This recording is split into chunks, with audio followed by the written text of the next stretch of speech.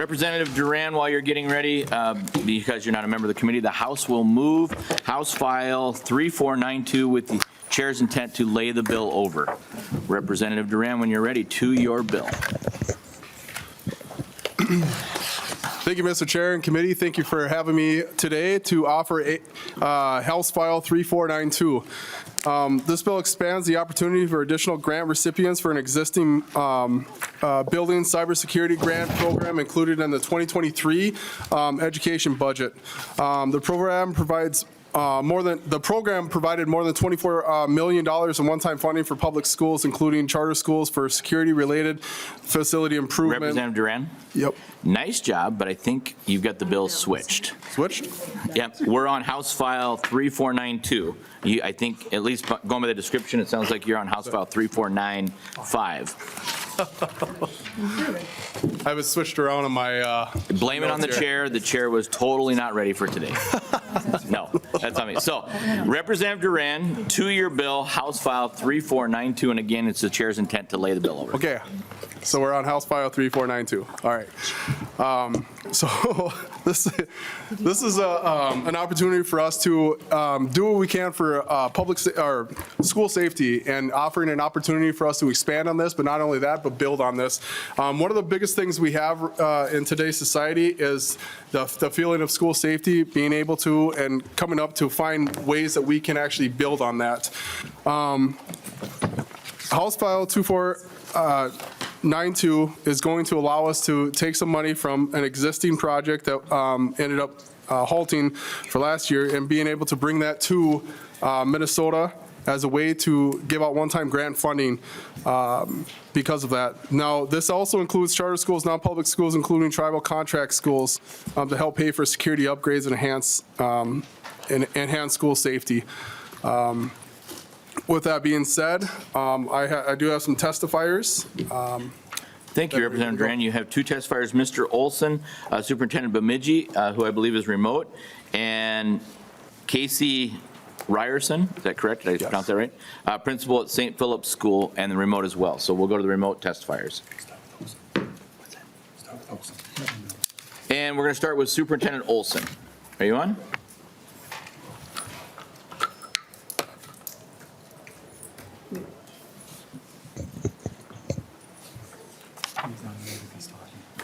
And Superintendent Olson, if you're speaking, you're on mute.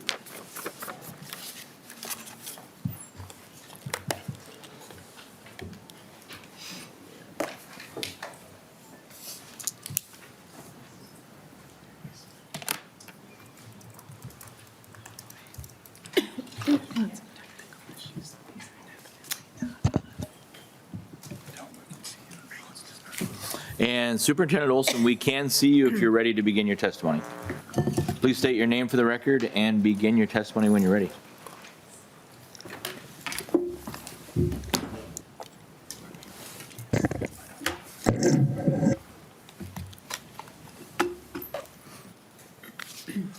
Okay, should we go to second one? Oh, there we go.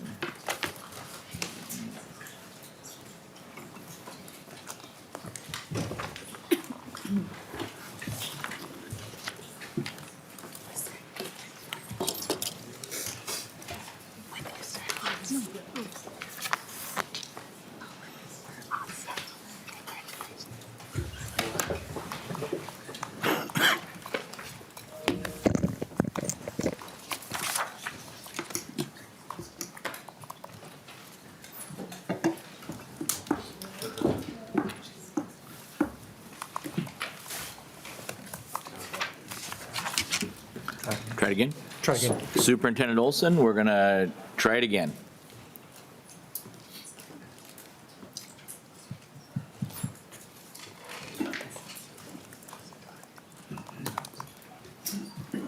Bemidji's not that far. If he talks very loudly, we might hear him.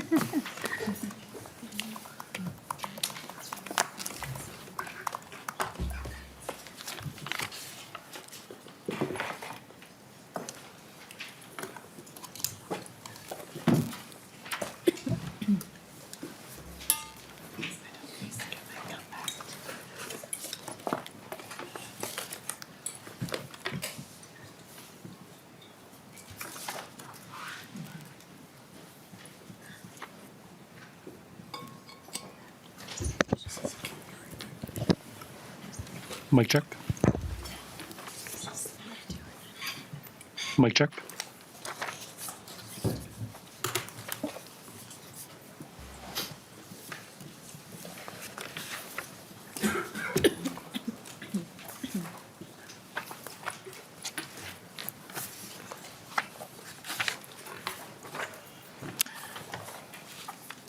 While we're waiting, if I could ask nonpartisan staff, you just give me a quick overview of the bill as well to just supplement what Representative Duran offered us. Chair Kresha, members, House File 3492 is a grant program funded with state aid. There's $25 million appropriated for the program coming from the state general fund. That's accompanied by a reduction in $25 million from the 2023 appropriation for the Northern Lights Express train between Minneapolis and Duluth. That's where the funding comes from. For the bill itself, individual grants are of up to $500,000 each, with the grant process going through the Department of Education. And with those grants, the available recipients for the grants, as the author mentioned, include school districts, charter schools, the cooperative units serving students, tribal contract schools, or non-public schools. So in a nutshell, Mr. Chair, that's what's in the bill. $25 million appropriated at a tracking cost in total of zero, but with the offset. But that would be a Ways and Means decision, obviously, with the grants of up to $500,000. Thank you, Mr. Strom. Yes. And we'll wait one more seat. We'll see if we can get this, and then we can go to member questions. I can come back to testifiers if I need to. But okay, Superintendent Olson.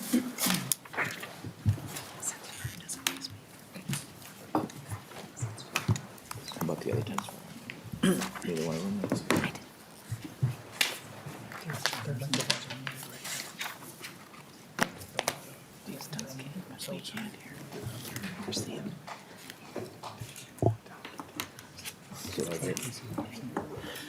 Casey Ryerson to the testifier. If you're available, we're going to try you next. Can you guys hear me? There we go. Welcome. Perfect. Oh. Yeah, like you mentioned, I'm Casey Ryerson. And Mr. Ryerson, Yeah, I believe go ahead. we have images, but check your mute, please. So I am He's unmuted. Okay. At this, we believe it's on our side at this point. Okay. It's like I'm up in the speakers, but I can't hear.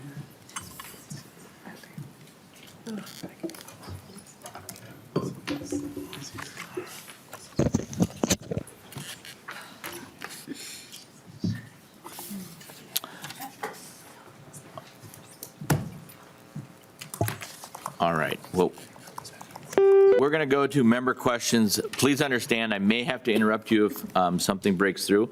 So, Representative Green, you're first on the list with your question.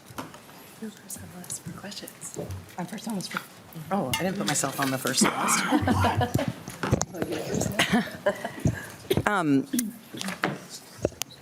Thank you, Chair. I actually had a question about the other bill. That, Okay. so I'm just going to hold off. I'll pass it on to the next person. Thank you, Representative Green. Representative Vernick, do you have a question for this bill? Sure. I would just like to ask nonpartisan staff, sorry, I'm not sure if I understood or heard you correctly, but can this funding go to cooperative units that do not have students or serve students? Mr. Strom. Chair Kresha, Representative Vernig, let me just double check on that. In the first section of the bill, the reference is to a cooperative unit under 123A 24 subdivision 2. So my mistake earlier, that is all cooperative units. We have about 33 cooperative units. Most serve students through some type of program, whether it's special education, vocational education, or an ALC, an area learning center. There are, however, a few cooperatives like the computer regions and a few others that are in that definition that don't have direct educational services but provide indirect services to schools. And Let me just double check on the grant language. Yeah, so in the bill itself, all cooperatives would potentially qualify. The commissioner would review them for the purposes of the project. Representative Vernick, follow up? Yeah, thank you. So one, I would just like to let you know, Representative Durant, I hosted some sessions, donut dialogues with both chambers, bicameral, both parties, nonpartisan staff. And if there's something that I have learned from meeting with districts is that grants are challenging. Not all districts have grant writers. And the way this is set up would disadvantage school districts that do not have a grant writer. And the fact that some of this money could go to cooperatives that don't serve students is a little concerning to me. So those are some of the concerns and the challenges that I see with this piece. I would hope that when you work with MDH on the prioritization, that it would prioritize students and really look at that equity from an equity lens of districts. I represent one that has a grant writer and can apply all the time, and I know that that is not true across the state. So just a comment, not a question. Representative Duran, comments? Yeah, thank you for that. And, you know, I understand that. I live in a very rural community, right, where we don't have the money. And this is the reason why for this bill is so crucial, is because we have an opportunity to be able to serve some of these schools that are disadvantaged and have the ability to reach out a little bit farther. In our current situation within the state of Minnesota, I would like to be able to give all the schools money for school safety. It's in my heart, I think it's in everybody's heart here. But the problem is that we do have disadvantages, and we do not have the ability to reach out and grab all the money that we can. Just like I'm in Lake of the Woods, very small. They're disadvantaged too. They're farther away. They don't have the opportunities that we do. So it's one of the things that we have to be very cautious of, obviously, but this is an opportunity for us to branch out and be able to extend this out to as many people as possible. So thank you. Representative Vernick, follow up. Yes, thank you. So the cybersecurity grant that you know is mentioned in the other bill, Lake of the Woods did apply for and has capitalized on all of the money. So that grant is distributed so every school district has a chance at funding. The grant application is quite simple. It's 8 to 10 questions, very easy. If that was the intention, I would have preferred that we put this on a formula, whether it was Safe Schools or the general formula. Competitive grants, I think, are very challenging for a lot of school districts. Representative Duran, okay. Representative Bennett. Thank you, Mr. Chair, and thanks for bringing forward this bill, important area of discussion for sure. So I'm wondering, I was trying to look at on line 1.13 and 1.4, it references the subdivision, which then goes, I believe, to the Safe Schools revenue. So I guess I wanted to know if this bill at all listed some current effective programs at keeping buildings safe that are available, or if it limits to effective programs. For example, there's a system where you wear an item on your lanyard that can immediately call law enforcement. It locks doors. It does all kinds of notification things. Does this bill give any lists to schools as to effective types of things districts can purchase with these dollars, or is it pretty wide open? Representative Duran. I guess I would have to refer to nonpartisan on that, just to clarify. I guess I'm not. And I'm going to go to Mr. Strum. Chair Kresha, Representative Durans, and Bennett, on the bill summary, it reprints the language of Clause 7 of the Safe Schools revenue, and that reads, to pay for facility security enhancements, including laminated glass, public announcement systems, emergency communication devices, which I believe is what you're talking about potentially, and equipment and facility modifications related to violence prevention and facility security. So I think it's a pretty broad definition in answer to Representative Bennett's question, that things like lanyards that have security connected to them would be included in that. Thank you, Mr. Strom. Representative Bennett, follow up. Thank you, Mr. Chair, and thank you, Mr. Strom. I should know better to look at those numbers like you do, so I appreciate you pointing that out, number 7. But this is I believe this is a really good start. I would like to see something enhanced in the future when we have more dollars to work with, and actually have some systems vetted so we make sure districts are purchasing evidence-based items that will actually work. So thank you. Chair Joachim. Thank you. I just have a quick question for the author, and actually in the other scope of what Representative Bennett was saying. Is there a reason why you only picked the one clause 7 out of the 8 or 10, or out of the 10 items that could be used for a traditional school safety levy? It's on lines 1.13, 1.14 of your bill. Representative Duran. And if you'd like, we can also bring Mr. Strom back in. Yeah, I was just about to actually. Mr. Strom? Mr. Chair, Representative Joachim, in the Safe Schools law, as you are aware, there are the uses of revenue, and there are currently 10 uses of revenue, and those range from things like drug abuse and gang resistance education to security and SRO costs and counseling costs, as well as the physical equipment and facility modification costs. So those are all within Section 126C44. But in terms of Clause 7, on Item 7, that's limited to those security enhancements that are listed there. Chair Joachim? Thank you, Mr. Chair, and thank you, Mr. Strom. So that was my concern, and that was my question to the author, and why you picked just hardening schools. I know you don't serve on our committee, but we had a very moving bit of testimony last Thursday from principals, administrators, social workers, counselors, parents, community members about the trauma our schools are facing, not just from school shootings, but from the occupation by the federal forces that we've had. And they're talking about how much they need mental health supports, which is what you can use a school safety grant for, and not just hardening schools.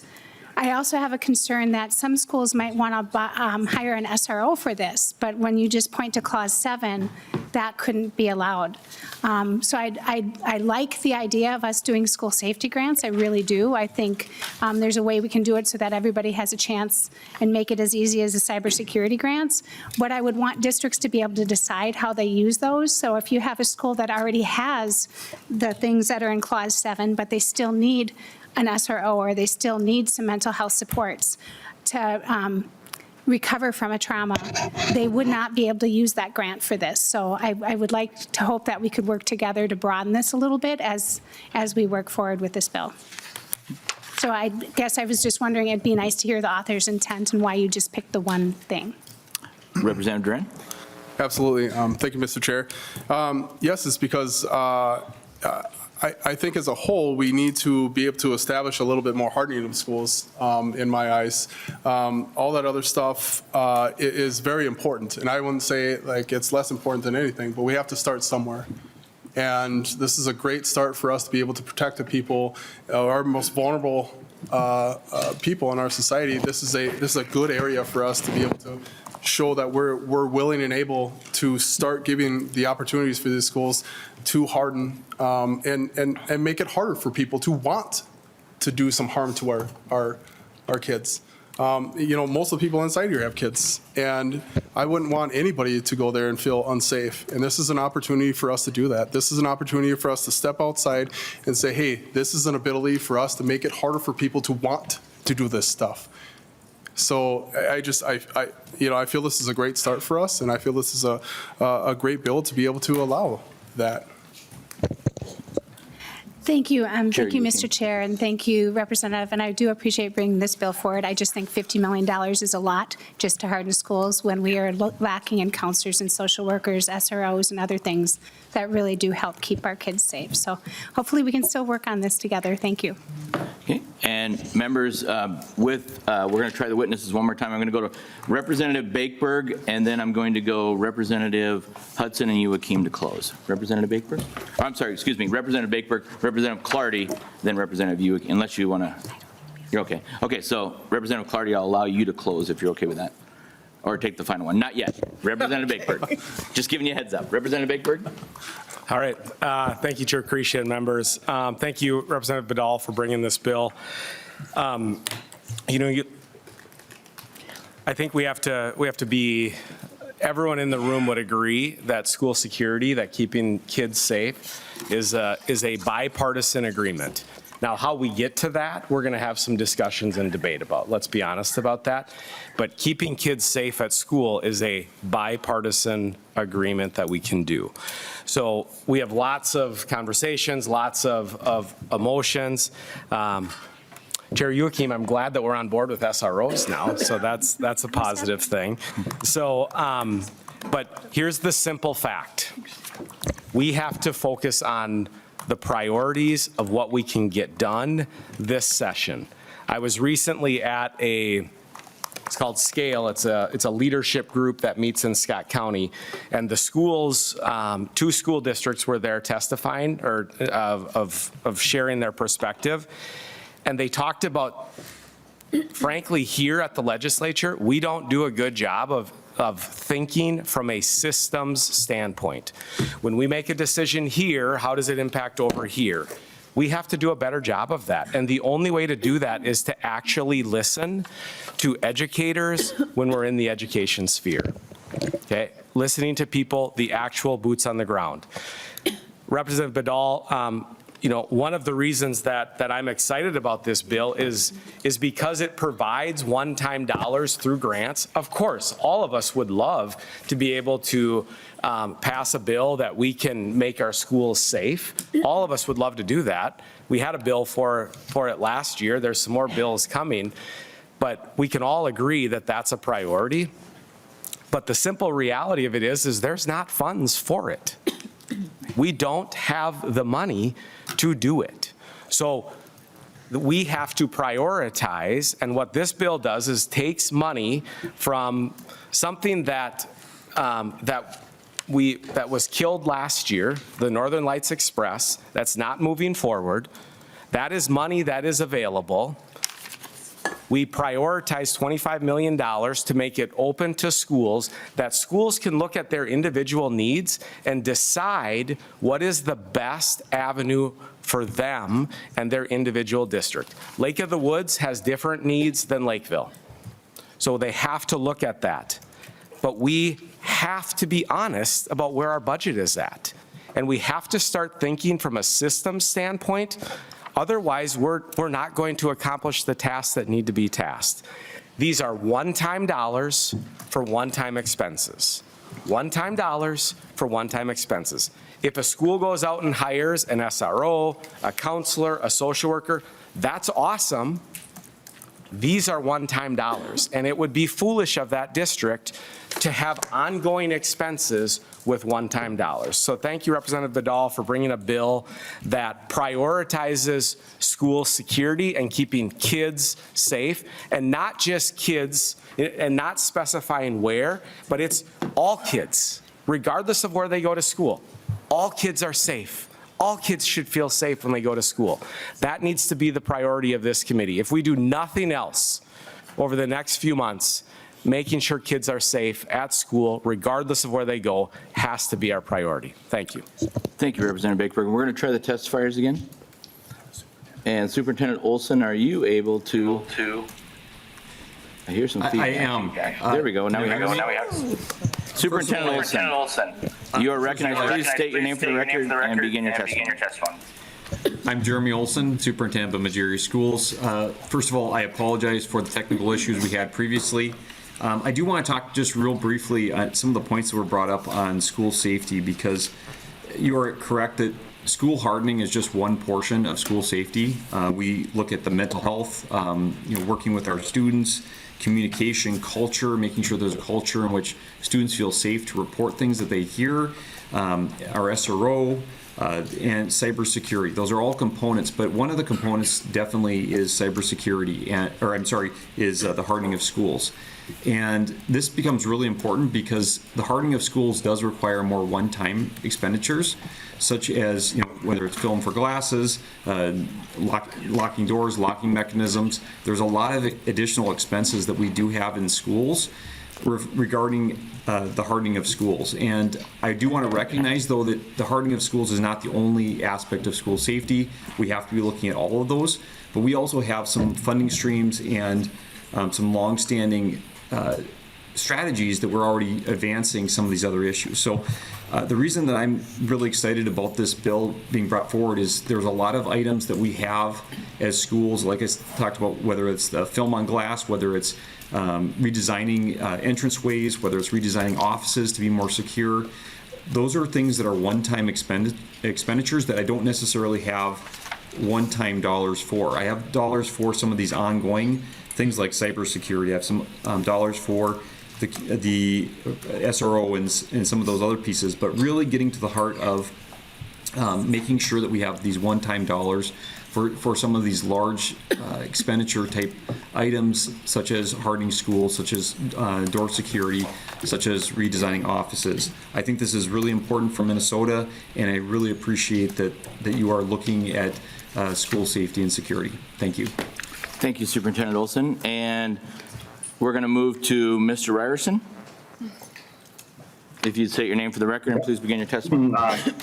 Casey Ryerson. Everybody hear me this time? Yep, you're good. Okay, perfect. I'm principal of St. Philip's School, Catholic school.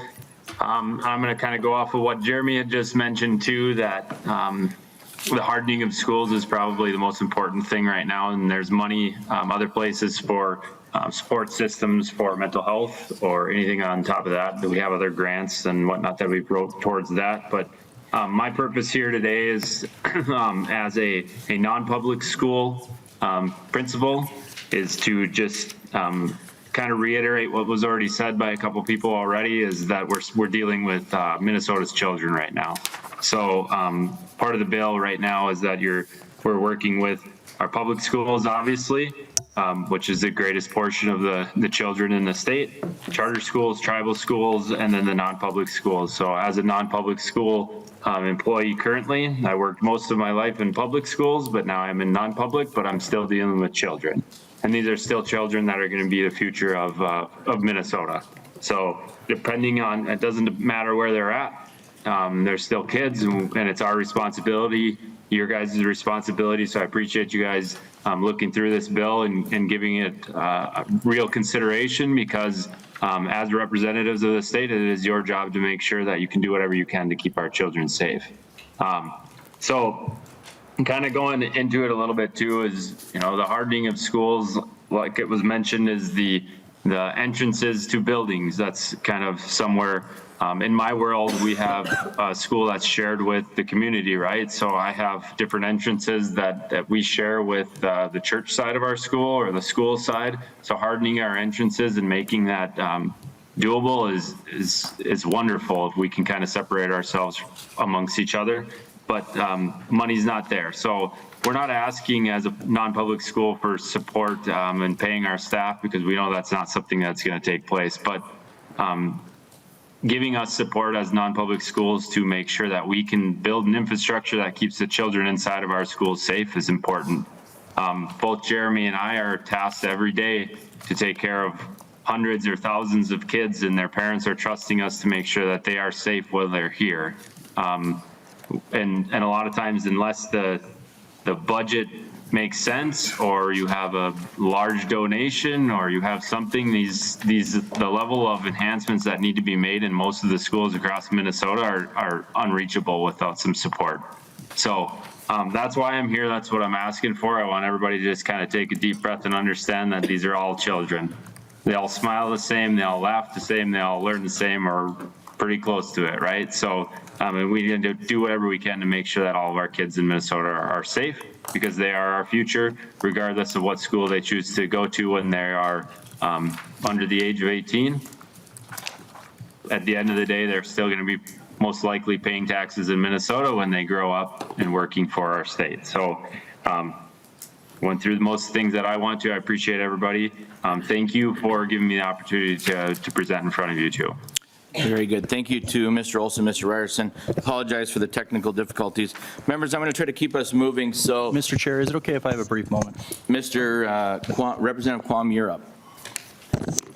Thank you, Mr. Chair, and to members, in my area, there are small districts that cooperate for special ed, and they have a different facility built and a different site. The tribes have schools. There are ones that are outside of the current law, and hardening those schools is needed, because multiple times I have heard in the writing and the research after a mass shooting of where they specifically picked a soft target. None of the school facilities in our state should be a soft target. So these funds and this bill will go to make those school sites hardened and safe for our students, whether it's on tribal lands or it's a cooperative between multiple small districts. When we overlook them, we are missing what we should be doing. So I thank the author for this bill. Thank you, Mr. Chair. Thank you, Representative Quam. Representative Hudson, then Representative Green, closing comments. Thank you, Mr. Chair. So very much appreciate the testimony we've heard today and the member comments. Particularly appreciate Vice Co-Chair Bakeberg's focus on prioritization and resources. And we do have some trouble with those concerns around here. The 2 points that I want to make is, number one, I think a lot of times around here, folks around the room will use the same word, but they mean different things. So when we use the word safety, we've heard a broad definition of it today, and we've heard what I believe is the narrow intention of what we're talking about with safety with this bill. Do I concede that emotional regulation, a sense of well-being, mental health services, that all of those things fall in the category of safety broadly? Absolutely, of course. But when we talk about priorities, my God, your physical safety, like physically being safe from a deadly assault, should be the priority.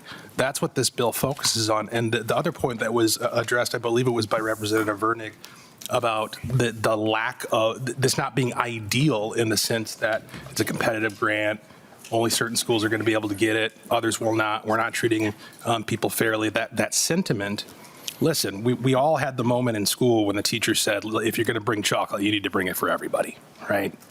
That's a very noble sentiment when you're bringing candy to the classroom. When you're talking about keeping kids safe, I'd rather protect some kids than protect none, because we're waiting until we have the ability to protect them all. Thank you, Representative Hudson. And Representative Green, quick closing comments, then back to the bill author. Yep. Thank you so much, Chair, and thank you so much, author, for bringing the bill forward. I agree with what I've heard here from my colleagues. I agree that this is a bipartisan issue, that the safety of kids in our state is a #1 priority. I also agree with evidence-based, what Representative Bennett talked about. And so one of the things that is concerning about this bill and the way that it's written is it's pretty prescriptive with how we harden schools. And I think that to you, Representative Hudson, who talked about the definition of safety, that's been worked on from input from groups all across our communities in terms of school communities. And so we're hearing this is, part of the puzzle is perhaps changes to facilities. It's also more supports within the school for students. It's also making our kids safe with less guns on the street. And so there's a big comprehensive approach that we need to take with this. And so I just wanted to mention that, because I think when we start to prescribe things, and look at it a little bit in a silo, then we lose sight of all the other important things that need to be part of this discussion. So for that, I can't, I just want to leave it at that. But I want to work on safety, and I know we'll get there. Thank you, Representative Green. Representative Duran, to your bill to close. Thank you, Mr. Chair. And thank you for everybody that had comments about this. One of the things that we all can agree on is this is not the fix-all bill. This doesn't fix all our problems. This doesn't fix the majority of our problems. What this does is it allows us to work on an issue that is so important in our community right now. This is crucial to the safety of our children. And for us to be able to allow a little bit of this money to go towards that school safety, to harden our schools, is something we all should agree on. There shouldn't be anybody that would hinder any way of this to go anywhere because of the fact that we're looking at children, the most vulnerable in our community. This is huge. This is not a fix-all bill. This doesn't fix all our problems, but it's a great start to making it harder for people to attack those that are most vulnerable in our community. And I think we all can agree on that. I think we all can work on this. We just need to, as a legislation, decide where our priorities are. And with the current climate right now in politics, I think we all can put aside our political issues and work on the things that we all can agree on, which is public safety for our children. This isn't a Republican and Democrat issue. This is everybody's issue. And I think we all can work on this together. So thank you very much. Thank you, Representative Duran. With that, the chair renews the motion to lay over House File 3492 with the intent to be in a future omnibus bill.